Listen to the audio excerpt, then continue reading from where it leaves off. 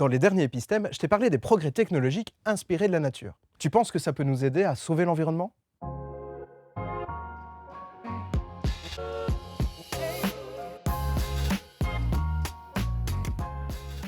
Non, pas assez.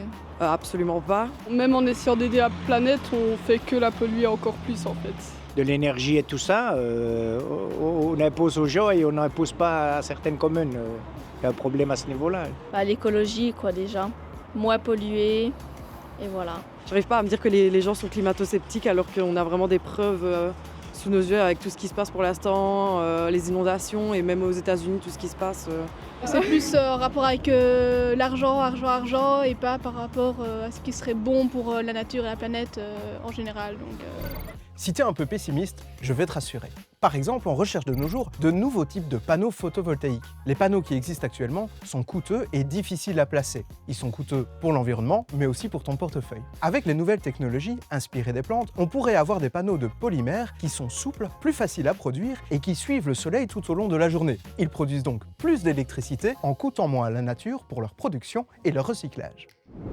Et en s'inspirant des poissons et de certaines créatures marines qui sont capables de nager sans perturber leur environnement, on pourrait imaginer construire des éoliennes en mer qui suivent le courant. Ce serait donc beaucoup plus facile de les installer, mais aussi de les suivre, et leur production, grâce au vent en mer, serait accrue.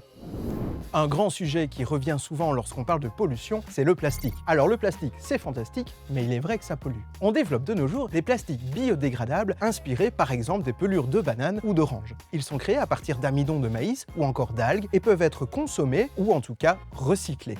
Et puis ces nouveaux bioplastiques sont absolument merveilleux. On peut les concevoir pour qu'ils soient aussi durs que la peau d'une noix de coco ou aussi flexibles que la feuille d'un arbre.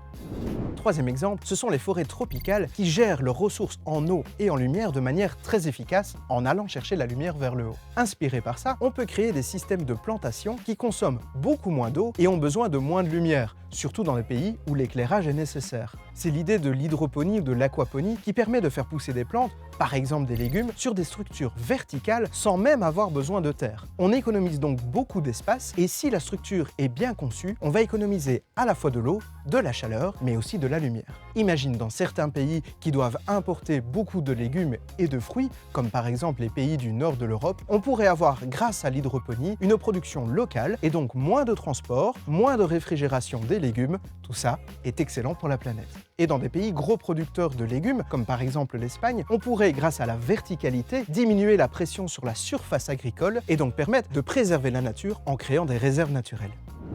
Ce ne sont que quelques exemples de ce que le biomimétisme, c'est-à-dire la technologie imitant la nature, nous permet de faire. À chaque fois, le but est le même, préserver l'environnement, consommer moins et apporter plus de bien-être à l'ensemble de la population. Alors si tu as parfois l'impression d'un match entre l'humain et la nature pour savoir qui va gagner, détrompe-toi. Le système marche bien lorsqu'on se rappelle qu'on fait partie de la nature et qu'on a toutes les raisons de s'en inspirer et de la préserver.